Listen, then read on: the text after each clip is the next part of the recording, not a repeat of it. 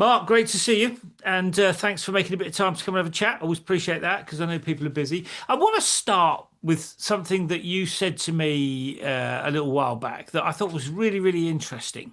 You said that most of the cybersecurity stuff is focused on the wrong thing. The real threats are inside the organization, not outside the organization. Now, most people will be quite shocked by that. What do you mean, and why do you say that? Good point. My view, of course, is that the world always talks about the bad actors trying to get in. How Yeah. do we block it? Where's the perimeter? There's a million acronyms and things around how XDR, EDR, SIEM, SOC, and part of the challenge is that, as we know from recent instances that have taken place, and I know everybody's overplayed the JLR and the Marks and Spencers and the co-ops, etc. The fact is that bad guys or bad actors will get into your organization. The bit I was referring to when we originally spoke is how does a business protect its crown jewels? So if you have, for example, a security operations center, and within that security operations center, you have an emergency response plan, referred to as CERT with an I or CERT with an E. Then the last thing you want to do is for the bad actors to get access to your computer emergency response program or POLIT program. If they do get access to it, well, you're always going to be two steps behind them. They're going to know exactly what direction you're going to go in. So that's one of the things. And I've speak to a lot of companies where they have those policies, emergency book, whatever it is, sitting on an open server with lots of people that can access it. So my thing is, should everybody in the organization have access to the whole of the CERT program in this case, or should it be restricted that only certain people get access to certain parts of it? So if one piece gets compromised, the rest of it doesn't, but it should be controlled anyway. So that's one example. The other example was I was talking to a large telecoms company, a mobile operator, and I was asking them about their network infrastructure and how do they protect their network infrastructure. And they have it sitting on open servers internally, so as a mass of people can access the infrastructure information. But actually, is that the right thing? Maybe it is for that company, Yeah. but for me, those are your crown jewels. If somebody works out how to get into your environment and infiltrate it, then who knows where they're going to go because you've got the infiltration, what's called lateral movement, Yeah. which I'd be happy to elaborate on, and then you've got exfiltration. Yeah. So just tell me then, how does your technology help stop people getting at the crown jewels? I mean, tell us about what, you've described what the problem is. What do you Yep. guys do about it? Well, if I can sort of go back a little bit and talk about some of the ways in which some data is protected, and Yeah. then that will help to set the scene about what we do that's different. So if you take, we've all done it, we've shared a file with someone, we put a password on the file, but as soon as the person at the far end receives the password, you've got a problem. How do you send the password? Do you send it on an email, on a WhatsApp, or how do you get around that? Once they've actually put the password in the document, they can then save the document in a different format um, as a new document, and then that's uncontrolled. So even though you've put a password on it, it's now uncontrolled. The market then moved to what's called PKI, public key infrastructure, where you would have a public and a private key. And so if I wanted to send you something confidential, Mm. I'd send you a key. I would then encrypt the information at my end. When it gets to your end, you right click on it, open it with my key. And again, you've got an uncontrolled document because once you've physically got it and you've put the key in, it becomes uncontrolled. What do we do that's different? What we do that's different is that we maintain those controls and entitlements on the document, whether you physically have it or you don't have it. We can stop you from doing screenshots, sharing the document, printing it. We can also revoke your access. So, irrespective of whether you've opened the document or not, and you've got it physically, we can put controls around the whole life cycle of the document itself. Wow. So, I mean, what sort of companies use that? technology? I mean, is this something that big companies use? Is it something that small businesses use? I mean, it seems to me there's quite a lot of applications for that. I mean, who is it popular with, for want of a better way of describing it? Yeah, so we to be fair, we've got a really interesting set of customers Yeah, yeah. at Locklizard. So the clients range from in the US, because we do some specific stuff with our technology that others don't. Secret Service uses us, Wow. NASA. So we've got federal agencies that use the technology. We have a company that sells knitting patterns, and they want to protect their knitting patterns. The IPR is worth a lot of value to them. Yeah. Education, pharmaceuticals, law Wow. enforcement, medical, legal. It's effectively any business from any size. So some of our publishers, as we call them, are small organizations. They have maybe 1 to 5 employees. And you're absolutely right. We scale right the way up to global enterprises. I use the BBC as a good example, actually, because that would probably resonate with most Yeah. people. So BBC, British Broadcasting Corporation, they have, and it's coming up quite soon, the Christmas specials, EastEnders and the likes, and they want to absolutely protect the scripts to make sure they don't become public, they become open information. So BBC would use our technology to protect those scripts, and they can actually control who can see which part of the script. So maybe not one person gets the whole script, and then it protects that information. It really varied. To be fair, it varies, and it's a growing market as well. Yeah. And I guess the underlying point is that the more we digitize, the more important it is to protect, as you described, the crown jewels, isn't it, really? I mean, I totally get the logic to that. Let me just ask you about, I mean, we've talked about your proposition. I mean, let's just talk about your job, if you like. I mean, you could do a lot of things with your life. Why are you building a business? So, good question. I'm actually just going to answer just one last bit on your last question about going digital. Absolutely, the world is going digital. The other side of it is the reason it's going digital is we don't have infinitely available resources of producing paper-based Yeah. products. Yeah. Trees, we've got to start looking after and protecting the planet. So yeah, so going digital, absolutely. The so why did I why so I had an interesting journey. I was actually on a break. Um, I got contacted by Locklizard. Initially, they were looking for a sales leader to help grow their business and take it forwards. And I ended up being invited to be the CEO. Why do I do it? I do it because I want to make a difference. I genuinely do. Mm. I looked at the technology and I did some research and I spoke to a number of customers. All of them loved the Lock Lizard proposition. The company itself, though, was what I would call inward facing. What do I mean by inward facing, and what's the thing that I believed I could bring to the table is that we've been very, very fortunate to grow the way we've grown through inbound inquiries.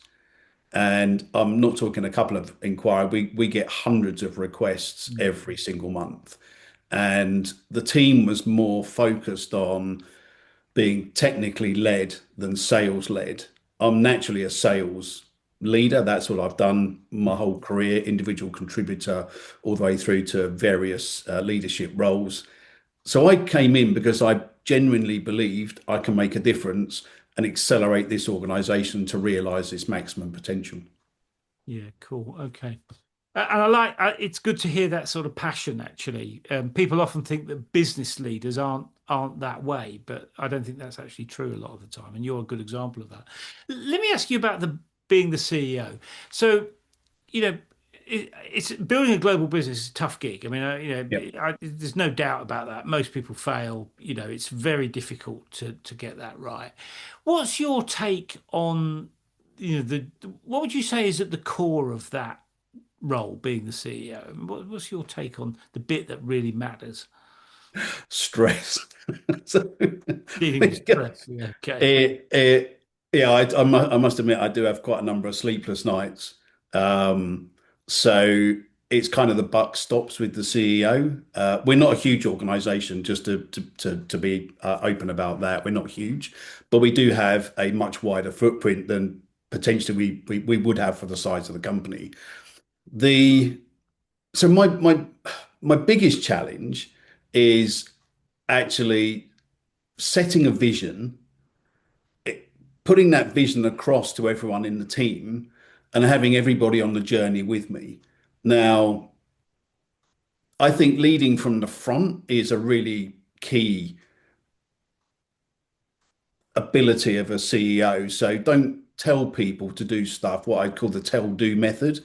I call it the step change model, where you actually lead from the front. So get involved with the customers, talk to the customers, go meet with them, I run opportunities. Um, it's not just getting people to do things that you ask them to do. It's actually, yeah, I would do that myself. Um, I've learned an awful lot. I will be honest, I've learned a lot at Locklizard. I'm not someone who's run extensive development teams in my career. As I said, I'm more of a sales individual, but I've learned an awful lot about how developers work and how they think, and they have a different mindset. So give you an example of that. As a developer, it's not about just fingers on keyboards and writing code, which might sound really ironic to some people watching. It's about fixing a problem. That's why people are writing software and code. They're actually trying to resolve a challenge that we have as humans to fix something. And you know what? Sometimes the developers need to take a couple of hours away from their devices to think about how to problem solve Mm. something that they're trying to do. So that's a kind of new thing to me, whereas sales is you're continuously beavering away, you're ringing customers, you're updating your forecast, you're maybe doing demonstrations, you're all the things that a salesperson would do. Pretty relentless, whereas development is different. Mm. Support. Going to run the support function. That's interesting. SEO. I wouldn't confess I'm an expert in SEO, but we've got some people in the team that are absolutely brilliant at search engine optimization. So yeah, it's varied. It's not easy. It's all about having a great team around you and making sure that they understand your vision and the direction you want to go in and why you want to go in that direction. Mm. I mean, I'll come back to the staffing bit in the team that you build in a second. But let me ask about one of the things that's interesting about today Mhm. is that the rate of change is really fast. I mean, when I started in business, a long time ago, 40 odd years ago, whatever it was, the rate of change was slower. It's just continued to get faster. I don't think it's ever been faster than it is today. And part of that is AI. I mean, it's just Yeah. making stuff happen so quickly. And for the most part, that's a good thing. There are some issues with it. It's mostly a good thing in my view. But that's also really tough on the people leading businesses, particularly the CEO role, because you're constantly having to learn about new things, constantly have to deal with lots of different problems. I mean, what's your take on, if you like, how you keep yourself up to speed in an environment that's changing so quickly? Good. Yeah. Good question. So it's AI. It actually isn't my biggest problem. Right. It that I've thought about how we can incorporate AI into the area that we specialize in. I've also thought about how we can use AI to promote ourselves as an organization. I don't think there's a perfect solution for AI in terms of that today. The biggest challenge that I have, and where I have found AI to be helpful, is in regulation and compliance.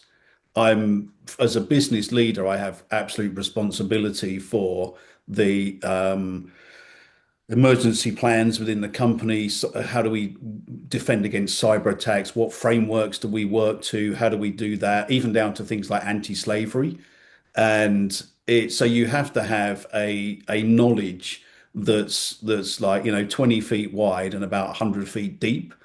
And that's where I've used AI and found it really beneficial is actually help. I have to validate the information because it doesn't always get the data right, but I will ask it questions around specific areas, and that will help me to plan. Which is one of the things I'm actually doing. One of the team at the moment plan specific areas of the business. So yeah, for me, again, unfortunate AI is not a something that's really prevalent in the digital rights space, but I am using it as a tool to help me shape things I'm doing going forwards, and almost using it as like someone that's sitting at the side of me that's giving me some advice. Mm, mm. And what about, I mean, it's good to hear that you're using AI in that way, and we'll come back to how it might change in a bit. But what about you as a person, you as a CEO?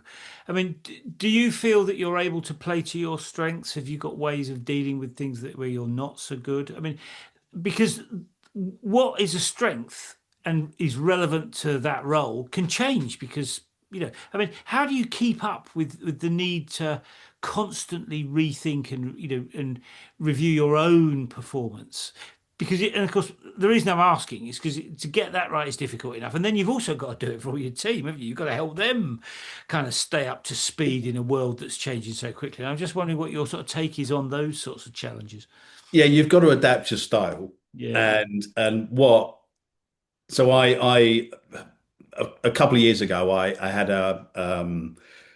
I'm going to answer your question in a slightly rounded way. So a couple of years ago, I was very fortunate. I got involved with a South African company called Play Nicely, and Play Nicely was all about actually taking a senior leadership team and doing a lot of analysis on them as individuals, working out what their top five strengths are, Mm, and then actually it was based over 36 different areas, and then actually looking at how my strengths either harmonize with someone else in the team or in fact completely clashes with someone else in the team, mm, and then working out how do you adapt your style and your method of doing things so as it's harmonious rather than confrontational. mm. So I've looked at that, and actually one of my number one trait is I only like gold medals. Right. Silver and bronze don't work. So that unfortunately makes me massively competitive. Yeah, yeah. And I, as an individual, can get really frustrated if I don't feel that people are with me and they want to win the gold. They're coming second in sales doesn't pay the bills. No, that's right. So I've taken that, I've adapted that, and I've then had to learn how to work with individuals. I think the biggest challenge, if I'm honest today, is that the workplace has changed massively Mm, in terms of how you communicate with individuals. So, give you a good example. One of my team today, we want to send out a. I'm going to use the word Christmas. We want to send out a Christmas message to all of our customers. But we're not going to use Christmas. We're going to use Happy Holidays. It's maybe a bonkers example, but it's how you're having to change and adapt and think about the language you're using, how you're interacting with people, but also my skill sets as an individual. I don't know everything, and I'm really honest with the team. I don't have the answer to everything. mm, Had a team call this morning where we talked about a particular process that I don't think's working particularly well inside the company. So we had five of us on a call because between the five of us, we can probably work out how we can do it better. mm. For me to dictate to the team and say this is how we're going to do it, I could miss some really valuable ideas. I think everybody has a voice. Yeah, sure. I Okay. don't know if that answered your question, but yeah, Yeah, yeah, no, it's no, no. I think your example was very good actually, because truth of the matter is, organizations need to adapt because markets change, so Yeah. organizations need to adapt, which means people need to adapt. And in one sense, it doesn't matter where you are in the business, you're going to have to, change is, what they say, the only certainty is the fact that things will change. I mean, I think, and that's what's one of the things that's so interesting about business. My interest in it is that it's happening so quickly at the moment, and I think I see people struggling to keep up with the pace of change sometimes, and it's tough on people, I think. Let me just move on a little bit. One of the other interesting things about building a business is it's a bit like riding a roller coaster, good days, bad days, and so on. What is it that kind of gets you out of bed every morning to continue the metaphor, to ride the roller coaster? I mean, what is it that motivates you about what you're doing and, so on? Yeah, so I'm probably a little bit unusual as an individual. So even as an individual contributor, I loved cold calling. Most people hate Yeah. cold calling. So and the reason I mention that is I get up early. I've already planned my day before. So the previous evening, I've planned exactly what I'm going to be doing. In fact, it's normally a few weeks ahead. And I can't wait to get on calls and speak with either customers. I've introduced a partner program at Locklizard since I joined. That's going really well. We've made some really good progress. It was a little bit slow to start with, which I must admit was a bit stressy. But it's now we're getting the fruits of the work that we're doing. And it's I have a slightly unusual way of looking at things. I don't worry, which might sound really strange coming from a CEO. I don't worry about the money. I worry about the process Mm. because I know that if we get we've got a fantastic technology, but I know if we get the process right and we get the engagement right, the money will come. Yeah, the If outcome. I only focus on the money, Yeah. I'm not going to focus on the right things. And I just want to backtrack slightly to your previous question about the rate of change that's going on. I I've set a vision and I've set a strategy for the company, and I'm on track to deliver that in 2025. 2026, there's an uplift. I'm not worried about what's going on in the world around me. Mm. I have to stick to my vision and my strategy. So to answer your question, I think a lot of people go into panic mode and they forget the process Mm. and they seem to flit and flap around and they never actually achieve what they need to achieve. So I think, yes, the world is changing at a massive pace. Do I need to operate and change at a massive pace? No, I don't. I need to think about the process, measure what the results of that process are delivering. And then if I need to make changes, I'll make changes. But the overall vision doesn't change. Mm. And the strategic direction doesn't change. Yeah. And let me ask you about one of the to come back to the point about the pace of change Yeah. and the kind of riding the roller coaster. I mean, one of the good bits are great. Yeah, I mean, they're the things that people love about being an entrepreneur, love about running a business. When things go well, those are great. But there's often lots of times when they don't go well, and when you have problems and things go wrong. I mean, what's your take on the kind of the need for resilience? How did you learn to develop the resilience that you need to build a business? I mean, what's your take on that process? So my wife says I'm the most unemotive person on the planet. So, so something really serious can happen, and I'm kind of okay. I just don't get emotive over it. And I don't know if corporate life, because I've been very fortunate to have worked for some really big Yeah, yeah. organizations like IBM and Hewlett Packard and Dell, and I've also been into the smaller business where you have to be a complete entrepreneur, wear 50 hats, and you kind of do everything, right?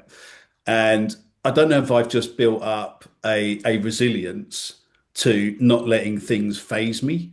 Mm, So as I said, I did an interesting thing with the Chartered Institute of Marketing, and it there were eight of us in the course, and it was about managing, motivating, and developing a team. and nobody was allowed to talk to anyone before we went into the actual training room. Right. And when we went in, the reason no one was allowed to talk to anyone is they went round the room and said, "Can you give your initial impressions of everyone else in the room?"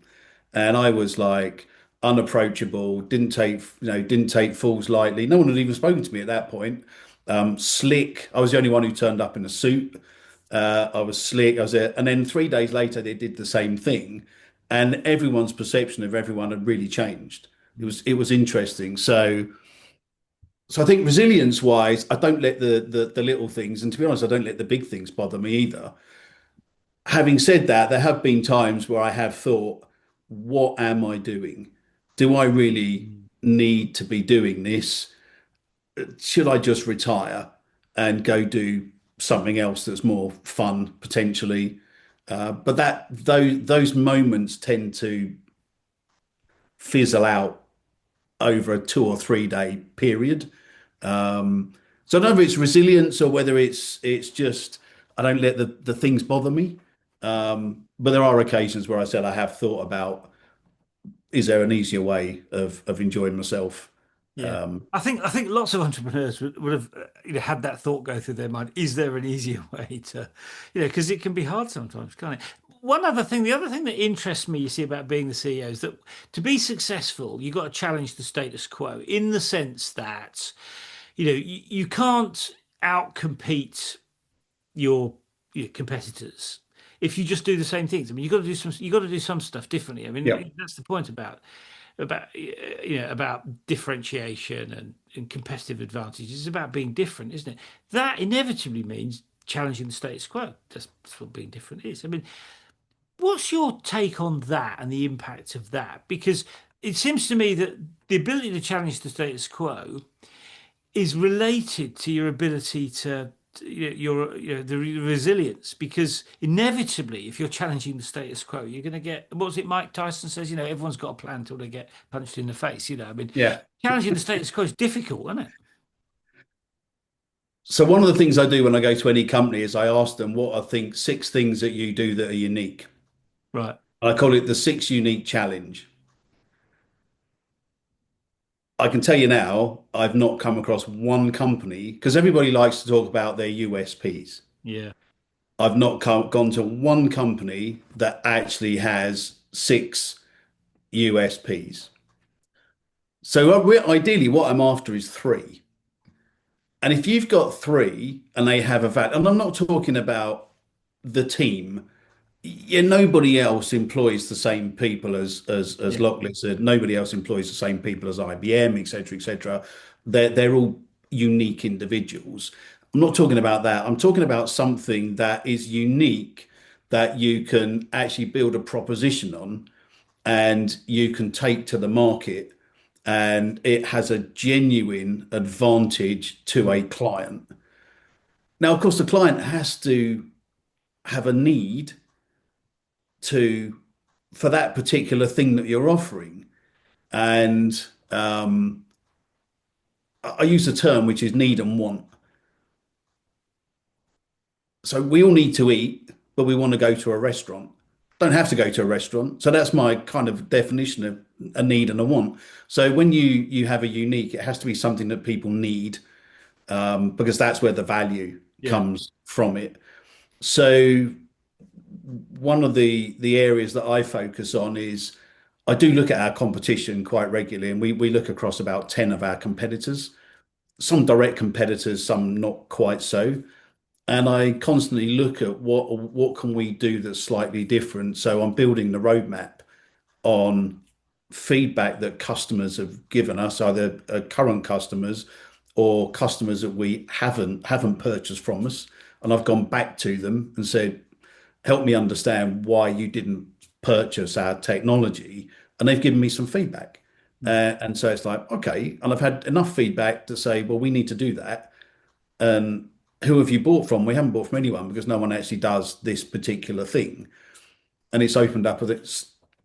So I think to summarize, it's find what the market's not delivering, understand why the market's not delivering that. Is it because no one needs it? But if there is a definite need, then do what you can to develop it and help those customers that you haven't been able to help before. So I think it's trying to keep in touch with what the market wants, but remain on your vision and strategy that I talked about earlier, or else you can go in a million different directions. Yeah, sorry about That's that. right. Yeah. So one of the so what you're alluding to there is strategy. Yeah. Yeah. And one of the things that's interesting about strategy is that it's, I think, what I mean, people often say this. One of the things that's really important is what you don't do as much as what you do, which is what you're alluding to, isn't it? Yes. How have you worked out what the right things are to do and not to do?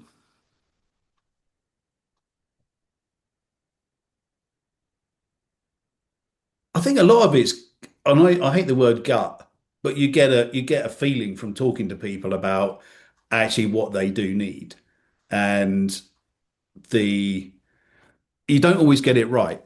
But there are things that we're working on at the moment that definitely the market needs. And I'm absolutely confident that by launching this particular functionality, then it will open up a market for us that we didn't have previously, which will generate revenue, new revenue streams. It will help, as I said, it's not just about the revenue streams, it's about being able to help people out as well.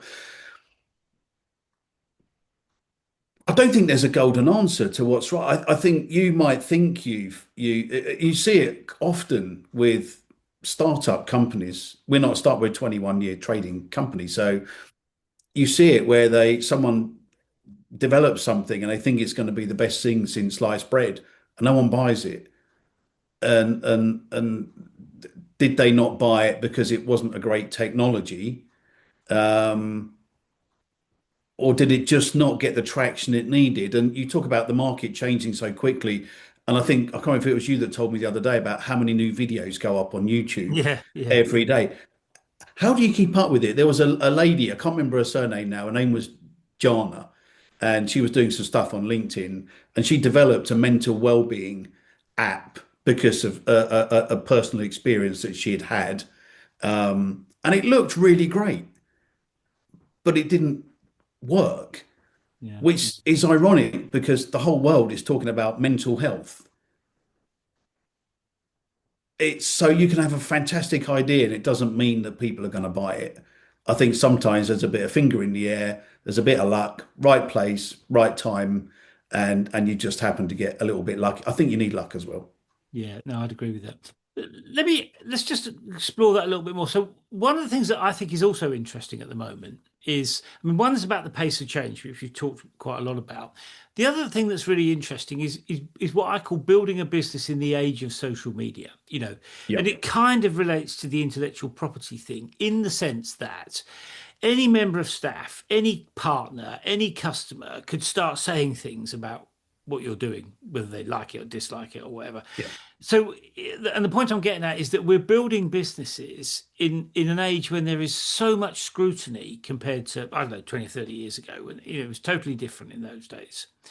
How do you feel about that? The fact that disgruntled employees could go off and do stuff. There's lots of stuff there that you think, I mean, I haven't had too many problems around that, I have to say, but you do think, oh my God, things could, it could be quite devastating. Um, so yeah, it's a really good point. So I mean, bearing in mind what I said back at the beginning of our conversation, which was about Locklizard being inward facing, 22 followers on LinkedIn when I joined.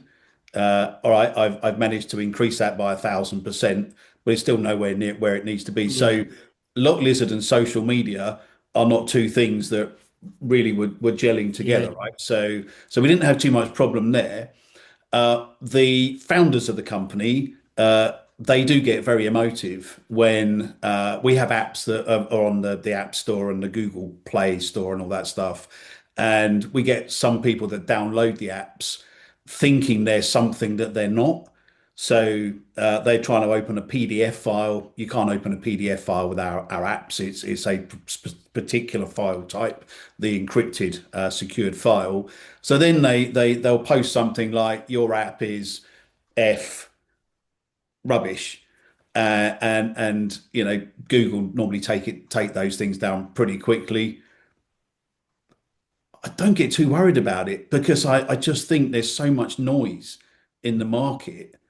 And I know we have great technology. So the opinion of one person, and by the way, we always do respond to people putting feedback on any of the forums or etc. I just don't let it worry me. The You're going to get trolls. You've got people doing amazing stuff. They get trolled. You're going to get the people that really support your technology and your vision and where you're going.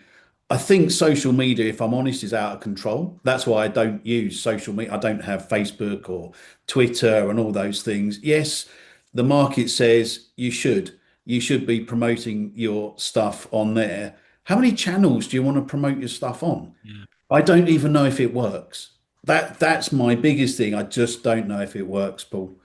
Yeah. No, I mean, I tend to agree with you about that. I think it's an interesting uh, point about all the noise. There is so much noise. In one sense, you don't need to worry about people seeing anything because they just get an avalanche of stuff is hitting them, and they're probably not even no chance of noticing. In some senses, I wish they would notice me. But anyway, just to kind of following on from that. I mean, the other interesting thing to come back to the kind of people bit. I mean, we're building businesses with people in a time when we can be scrutinized. That's not necessarily a bad thing, but there are some issues there. One of the other interesting things I think about working with people, and this is both customers and staff, Yeah. is the kind of balance between relationship building and delivering outcomes. Because you need to have both. I mean, you want to have a good relationship with your staff, but you want them to get the job done, don't you? I mean, Yeah. I've managed sales staff in the past that are great at relationships, not so good at getting the deal over the line. I mean, and it's the same with some customers. I mean, what's your take on that balance between building relationships and delivering outcomes and the challenges that creates? So from a staff's perspective, I like to think I'm firm but fair. I don't micromanage. I like everyone to feel empowered. Yeah. That's my first thing is that if you empower people, you treat them fairly, you pay them an appropriate wage that's relevant to the role they have. You help them grow as individuals, and you're a little bit flexible. So, as an example to that, if somebody needs to take a little bit of time out to go to the dentist, etc., I don't expect them to book holiday. As long as they let me know, I'm fine with it. It's if people start sneaking off and doing stuff, then that's a trust thing. And that going back to your lady earlier that talked about hot, honest, open, and what was the Transparent. T? That's Transparent. it, transparent. Sorry. That's what you're after, right? And we're not robots. People they don't log on at 9 o'clock and finish dead on 5:30, and they operate like robots during the day. So I think with the team, it's about actually being reasonable, fair, and feeling that you're working together. As I said earlier, I wouldn't do anything. I wouldn't ask anyone on the team to do something I wouldn't be happy and comfortable doing myself. I think with customers, the market's changed. I think that there is so much poor selling in the market today. If I'm really honest, you probably get the same as me. I get all the millions of emails. I'm bumping this to the top of your email. Why won't you have a meeting with me? Uh, why haven't you responded? This is the fifth time I've emailed you. Well, do you know what? The email's not working, and I'm not interested. What you're trying to position doesn't have any relevance to what I'm trying to deal with at the moment. That's the first thing. Understand your audience. The second one is I think there's just really poor selling. I don't think that a lot of salespeople now, and I could get shot down for this, they don't know how to do a discovery call with a client. It's all about products and features and give them an eval, give them a demo, give them a load of features, give them a quote, and then wonder why they don't buy from you and they ghost you. It's about understanding the customer. And so my take is, and the process I use internally in my team is don't just leap in. Don't take them on a harbour tour if they want to see the technology. understand what are the top three things they want to see. Why are they interested in digital rights? What are they doing currently? What's the impact on their business? How does the workflow operate? I'm not trying to do a sales training course here, by the way, but it's understand how the cost customer operates, what's important to them, why would they make this investment? Do you have an IT spend board, et cetera, et cetera. I think that all goes out the window. I think there's so much pressure on salespeople to make, like business development people, you have to make 100 dials a day. So what do? They just ring anyone. Yeah, yeah, And then the business wonders why they're not getting the results. You need to do your ICP, right? Your ideal customer profile. You're better off ringing 10 or 20 people a day, having a quality conversation, which could potentially generate a quality opportunity that will then go to closure, rather than just a numbers game. And I think with AI, talked about that earlier, AI automated emails, people just selling features. I think selling's really gone downhill yeah. in I mean, terms of the it's quality. a very interesting point you make about that. I mean, I think we've got a culture now in the UK where people have conflated pitching with selling, because of things like Dragon's Den. I'm not knocking Dragon's Den. I mean, it's Yeah, quite a very entertaining TV program, but it's a yeah, yeah. TV program, isn't it? And pitching is great. I'm not saying you don't need a good pitch, but that's not selling. And people don't. People seem to confuse the process of learning about a customer's needs with, oh, there's a customer 200 yards away. I'll go over there and pitch at them. I mean, just it's. So I get your point there. The thing I was driving at though was the thing about managing outcomes. I mean, you've kind of touched on it about empowering people, but some of the outcomes businesses have to deliver are not always quantifiable in a very simple way. In terms of, I've done 10 of them or whatever. you know so I'm interested in how do you make sure that people are focused on the right things? I'm a great believer that people are your biggest asset, but only if they're doing the right things. They're not great assets if they're doing the wrong things. I'm just wondering how you get people pointing in the right direction, I suppose, was the thing I was driving at. Yeah. Okay. Yeah. So I have a really good operating rhythm internally. I have a one-to-one with each individual member of the team once every 2 weeks. And on a monthly basis, we have an all hands call, which I think is really important that everybody's on the same hymn sheet. That all hands call is where it's not me doing the talking, it's everybody in the team actually has a section where they talk about what they're doing, how they're doing it, why they're doing it. Other members of the team feedback. For me, it's about giving clear direction. So in fact, only this morning I was working with a sales operations specialist, Bethany, and she and I were talking about some enhanced reporting that we need out of the CRM system. And so, her question to me was, I've been doing, well, what she said was, I've been looking at it. These are the things I've managed to sort out so far. Can you give me a list of the top 10 or 15 reports that you really need? And I'll then go off and I'll work through those. I'll let you know when I've completed the program process. I should have it done by tomorrow, close of business, and then we can talk. We'll set up a meeting and we'll go through it. I've got another guy in the team who does our videos. And again, I asked him, I said, we just need to make some slight changes to those. What do you think we could do to improve them? He came up with some ideas and I've set him off on his way. And he sent me a note yesterday to say, I've started the process.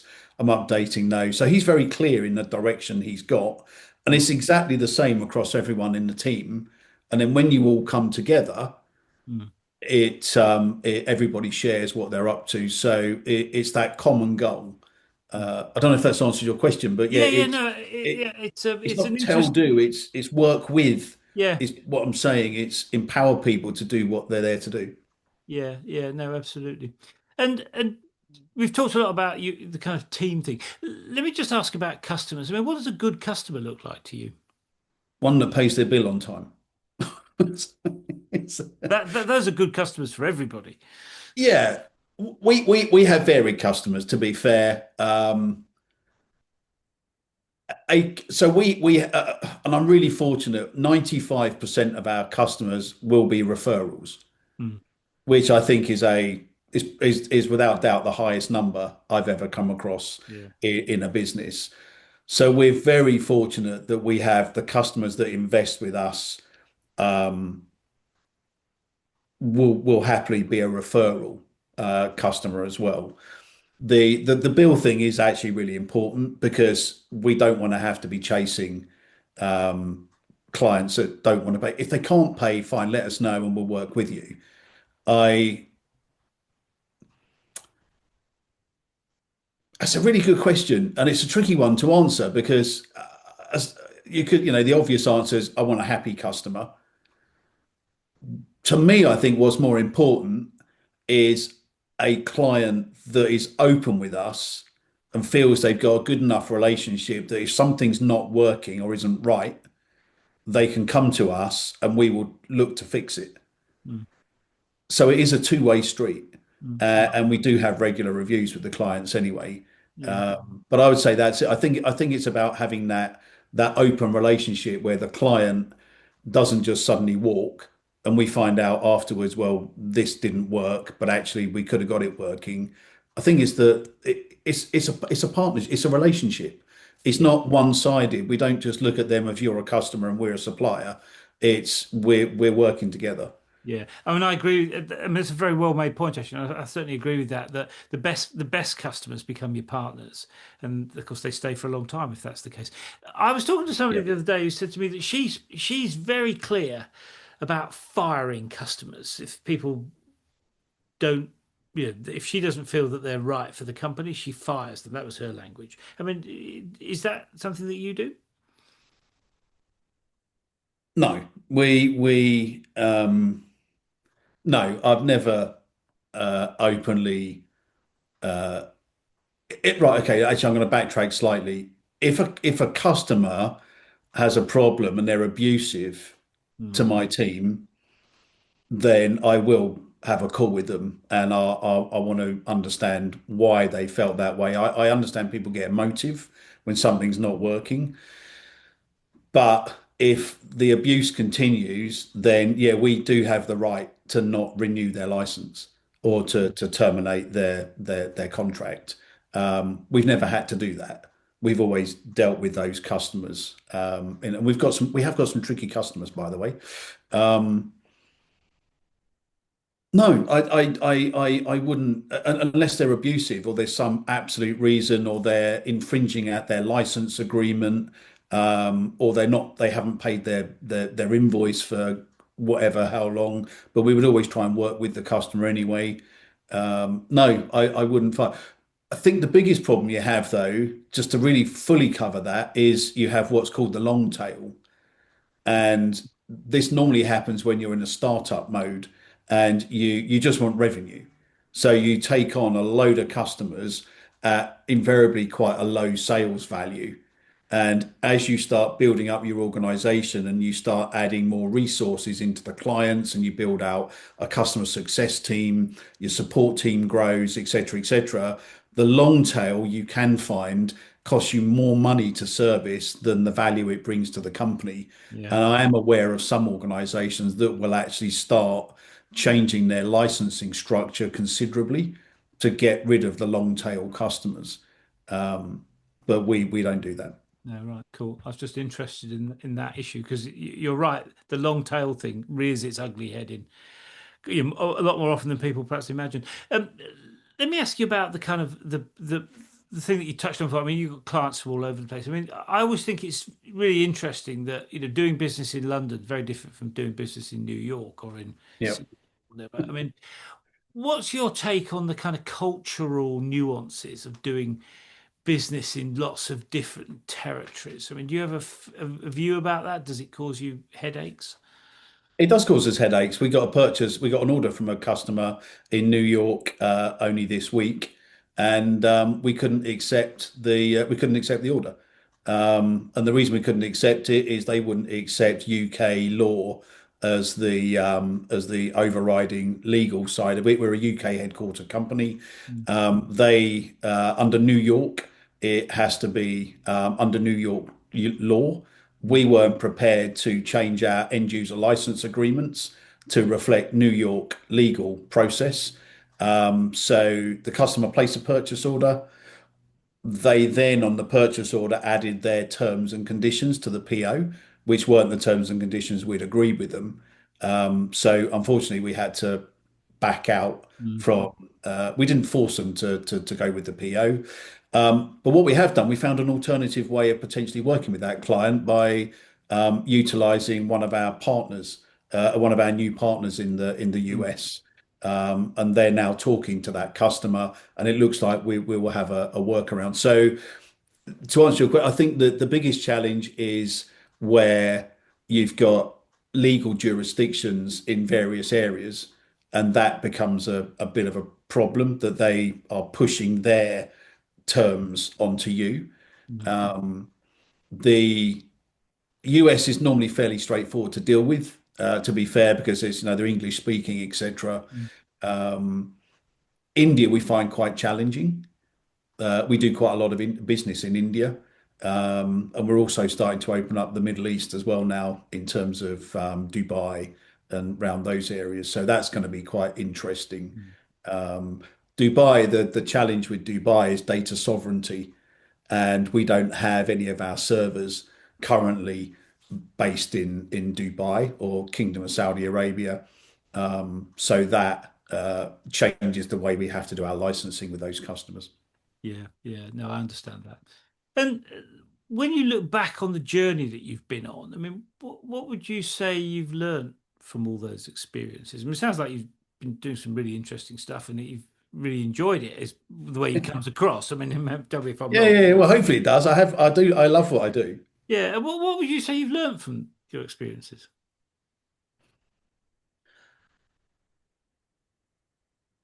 I think for me, it's about I don't always have the answer to every problem. Mm.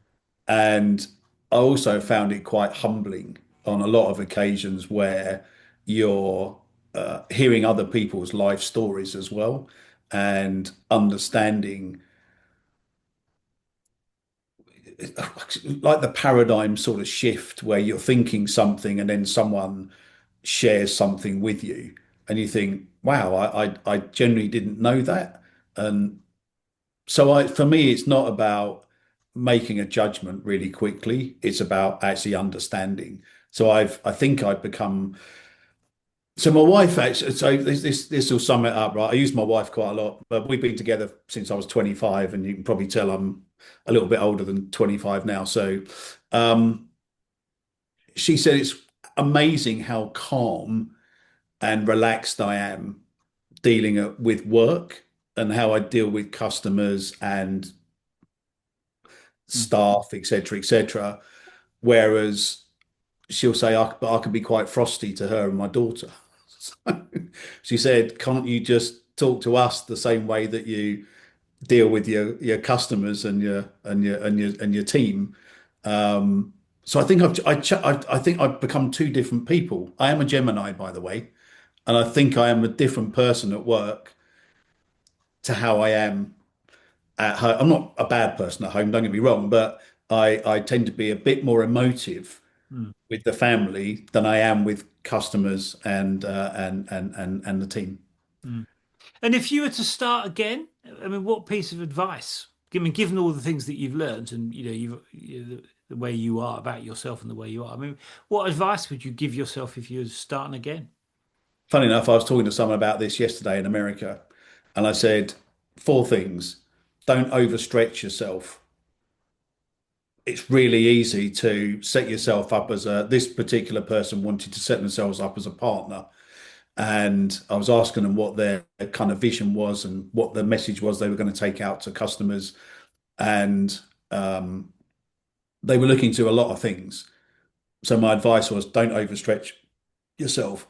Focus on one or two things. Mm. One maybe a bigger ticket sales item, and the other one that's going to give you a run rate style of quicker wins, smaller revenue numbers, but it will keep, you can still pay your bills and you can, go out to eat and all the rest of it. Double the length of time you think it's going to take you to be successful. Yeah, yeah, I'd certainly agree with that. Double the amount of money you think you're going to need to survive. Yeah. halve the amount of revenue you think you're going to generate. Yeah. Those would be the four things that I'd say be really clear on your strategy and your vision. What are you going to take to the market? And as I said, double the amount of time you think it's going to take, double the amount of money you think you need, and half the amount of revenue you think you're going to generate. Yeah. I mean, it illustrates how tough business is, what you're saying. It takes a while to get going, doesn't it? If And I you, think it's getting harder. yeah, no, I agree. I think the regulations and I've got a thing at the moment where I'm working with some customers on you talked about different markets. Um, Anyone that knows what a Section 508 ACR is, then it's an absolute justified compliance policy, and it's about accessibility. And so we've been asked twice in the last month, are we Section 508 ACR compliant, which is a US Mm, federal government requirement for the colors of your software, the size of the fonts on your software. mm, Can the software convert text to speech? Do you know what? I absolutely agree that it should be, technology should be for everyone. It's a massive strain on us as a smaller software developer. It's almost a rewrite of the whole product. So that's I think a challenge. So don't assume anything, right? yeah, no, I mean, wise words, I think. Um, and in terms of, let me ask you this: what's the best piece of advice you've ever had?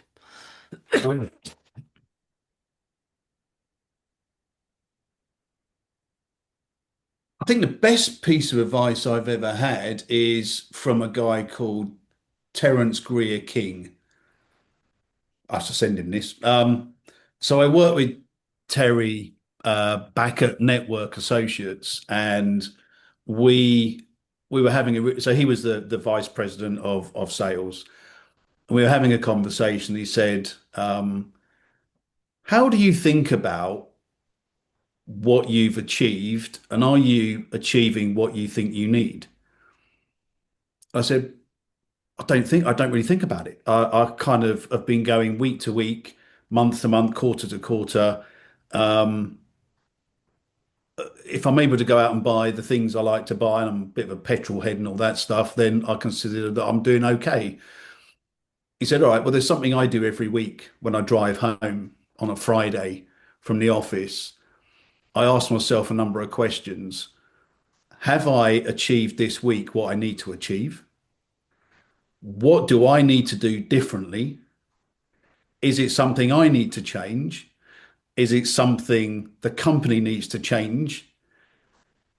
Is it feasible for those changes Mm, to take place, or do I need to look to do something differently?" And I do actually still do that. Probably not every Friday, to be honest with you. And I work from home a lot, so I don't drive back from the office. But yeah, that I would say and that was told to me a long, long time ago. So that's basically reflect and measure on what you're doing and how you're doing it. What do you need to change? Is it feasible to change it? And if it's not, then perhaps you need to think about doing something different.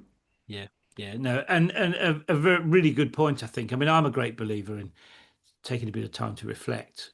Because if you don't make sure you're thinking about what you're doing and reflecting on it, I mean, how do you work out what the right thing to do next is? I mean, you've got to have some kind of process, and it's very easy to get head down, stuck into the weeds, isn't it? Really, and not Correct. spend a bit Yeah. of time out. So I totally agree with that.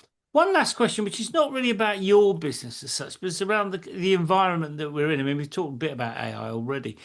In what way do you think AI is going to shake down in your world, as it were?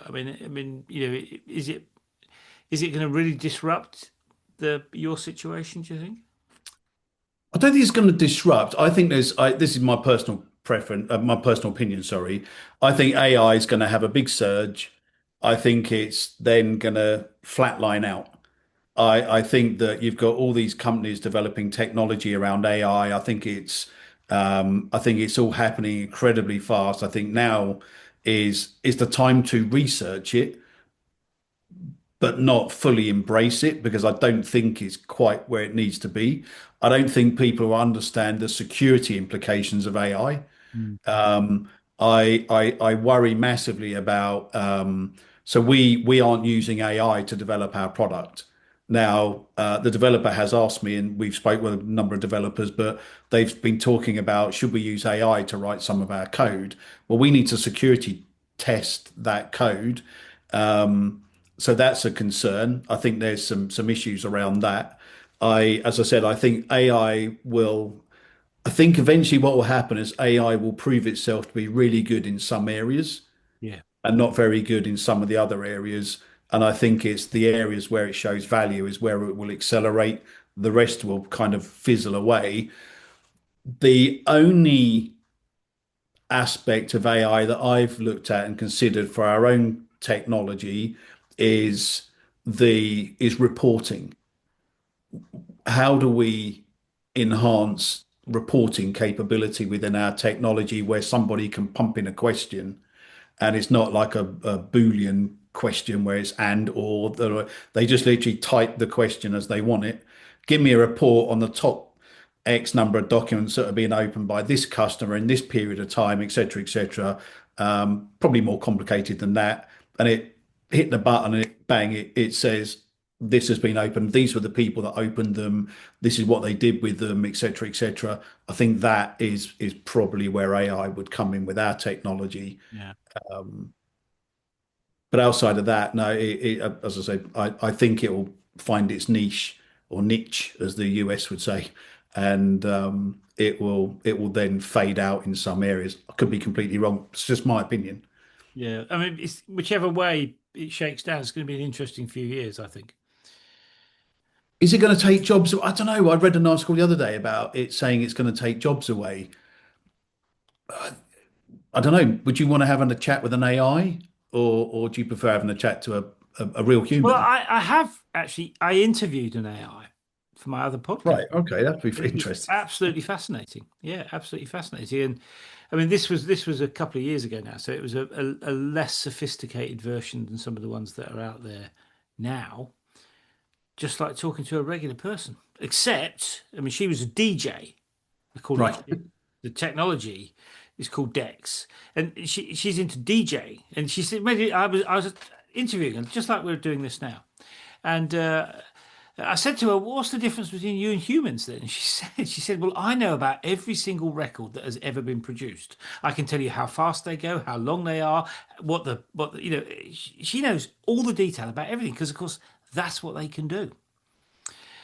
I mean, not necessarily the most interesting person to be sat next to at a party, perhaps, but very knowledgeable bit of technology. I'll call it a she because it presented that way, but Yeah. so Scary, it's going to really. be interesting. It's going to be interesting. Anyway, Mark, thank you for No, brilliant. Thank you taking a very bit of much, time Paul. out. Really appreciate that. Sorry about my phone going off. I couldn't figure out how to switch it off. That's all right. All right. It's a technology taking over again. Sorry about that. But a really fascinating story and a really interesting proposition that you've developed. And I mean, as always, good luck going forwards. Yeah, thank you. No, great. Well, let's keep in touch anyway. And no, brilliant. Really, really good. Thank you. Cheers. See you soon. Bye bye. Okay, bye.